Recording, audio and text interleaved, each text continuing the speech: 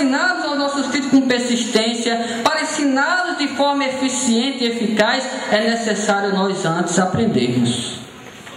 E hoje, quando nós olhamos para a nossa realidade como igreja, nós percebemos que nem todo pai, nem toda mãe está preparado para ensinar os seus filhos, porque não se aprofunda no conhecimento da lei do Senhor, da palavra de Deus. Pouco vem à escola dominical, pouco vem aos estudos de doutrina, e pouco procura conhecer o Santo Evangelho.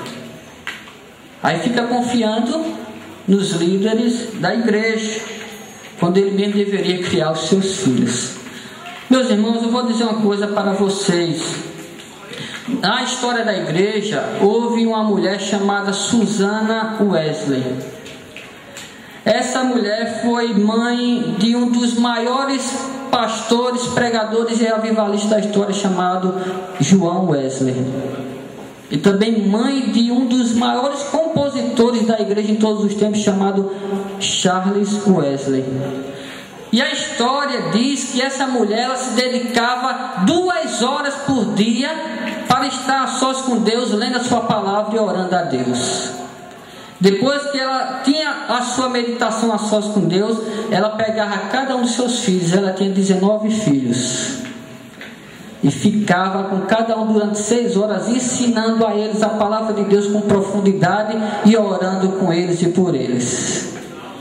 Veja a diferença dessa mãe para o que acontece hoje em muitos lares.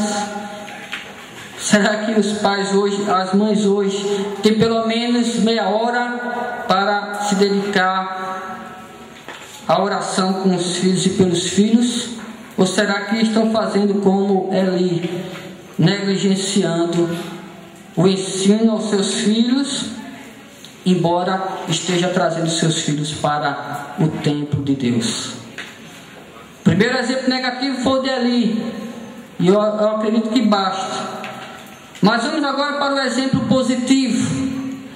E nós temos 2 aqui. O primeiro é o exemplo de Jó, que também está no boletim. Sobre criar os seus filhos conforme o propósito de Deus, conforme a palavra de Deus, conforme a lei do Senhor, este foi Jó. Quando a gente lê a biografia de Jó no seu livro, ou no livro que leva o seu nome, nós vamos ver que ele fazia 2 coisas pelo seu filho. Ele orava pelos seus filhos e ele orava como Susana Wesley fez com os seus filhos. A Bíblia diz que Jó, e todos nós sabemos, foi um dos homens mais ricos da terra. Na sua época, não havia ninguém como ele. Tinha muitas propriedades, muitos servos, muitas coisas à sua disposição. Mas, meus irmãos, preste atenção, sabe qual era a coisa mais valiosa para Jó? Não eram os gados que ele tinha, não eram as jumentas que ele tinha, não eram as fazendas que ele tinha, eram os seus filhos. A Bíblia, quando nós lemos a história de Jó, não diz que Jó tirava tempo para com os seus filhos conferir o caixa das suas propriedades, dos seus bens, ou para levantar-se logo cedo e tomar conta das suas propriedades. É verdade que eles deveriam fazer isso, porque Jó era uma pessoa rica, e só é rico quem sabe administrar. Mas a Bíblia, irmãos, dá destaque para o cuidado de Jó para com os seus filhos. Porque se tem uma coisa que os pais devem primar, não é pelo bem temporal e material dos seus filhos, se bem que isso faz parte. É mandamento de Deus que os pais cuidem dos bens materiais e temporais dos seus filhos, inclusive que morra deixando herança para eles. Mas o que a Bíblia mais recomenda é que a gente ensine os nossos filhos a trilhar os caminhos do Senhor e nunca se apartar dele. E era isso que Jó fazia. A Bíblia faz questão de destacar Jó. Ele sempre chamava os seus filhos, que estava sempre festejando, porque quem tem dinheiro esbanja mesmo. E a Bíblia diz que os filhos de Jó sempre davam uma festa, um na casa do outro.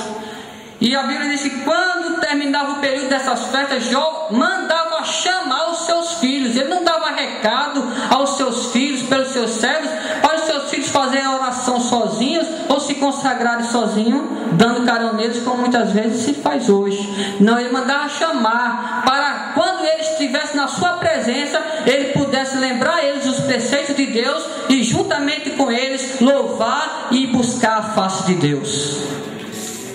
E além disso, além de eles orar com os seus filhos, toda madrugada Jó se punha de joelho e ele fazia um sacrifício em prol dos seus filhos também. Orava com seus filhos e orava pelos seus filhos, e a Bíblia diz que isso era uma prática contínua. Jó não dava sossego a Deus, visando o bem eterno e espiritual dos seus filhos. E eu fico pensando, irmãos, hoje, quantos pais estão fazendo como Jó? Quantos estão sem dar sossego a Deus para ver não apenas o bem temporal e material dos seus filhos, mas para ver o bem espiritual e eterno deles. Inclusive, na nossa lição da revista da Escola Dominical, tem uma lição lá, onde vai ser tratado a questão da negligência de muitos pais para com seus filhos no dia do juízo final.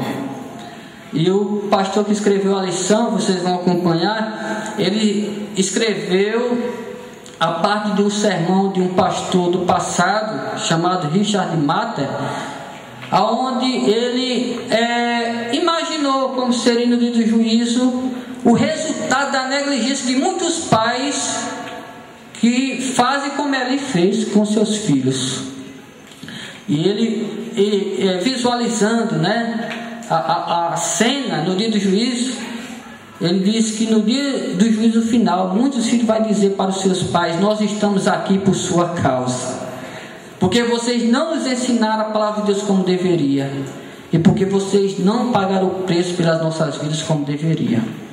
Eu sei, meus irmãos, que muitos de vocês podem até estar dizendo assim: você fala isso porque você não é pai, porque você não tem filho. Eu tenho feito a minha parte, eu tenho me esforçado, mas a questão, meus irmãos, é como temos feito a nossa parte e o quanto nós temos nos esforçado. O que nós pudermos fazer pelo bem espiritual e até dos nossos filhos, nós devemos fazer, enquanto Deus nos der tempo, enquanto Deus nos der força. Porque se tem uma coisa certa, é essa: se nós fizermos o máximo pelos nossos filhos, Deus fará muito mais, porque Deus é fiel. E a Bíblia diz que Deus é o Deus não somente de nós que aqui estamos servindo a Ele nessa geração, mas é o Deus da descendência do seu povo. Deus quer abençoar os filhos dos seus filhos. Quem aqui é pai, quem aqui é mãe, comece a colocar os seus filhos na presença de Deus, como Deus ordena, porque grandes coisas Deus vai fazer na sua família e na sua descendência. Agora, se também fizer como Eli, depois não reclame de Deus, porque o dom da paternidade é uma grande graça, que eu queria ter, viu, irmão? Não sei se vou ter. Mas tem grandes implicações, grandes responsabilidades. Está ouvindo, Lucino? Mas Lucino é uma bênção, eu acredito que ele sabe como criar os filhos dele. Estou dizendo para a Lucino olhar um pouquinho para mim aqui. Estou um pouquinho bonito na fita hoje, né, irmão? Mas deixa eu terminar aqui a mensagem, meus irmãos, falando sobre o exemplo de Abraão. Porque Abraão, ele foi também um exemplo positivo de pai, segundo a proposta de Deus, segundo a proposta bíblica. Se ali por um lado foi exemplo de negligência e fracasso, e se Jó por outro lado foi um exemplo de intercessão e ação, Abraão foi um exemplo de fé e de sacrifício. Porque a Bíblia diz, meus irmãos, que para Abraão ser pai, ele precisou de fato ter muita fé e sacrificar-se muito. Para o irmão gentil ser pai, eu acho que ele não precisou fazer como Abraão, tenho certeza até. Para Evandro também ser pai, não precisou ter a fé que Abraão teve e nem se sacrificar como ele se sacrificou. Mas Abraão, para ser pai,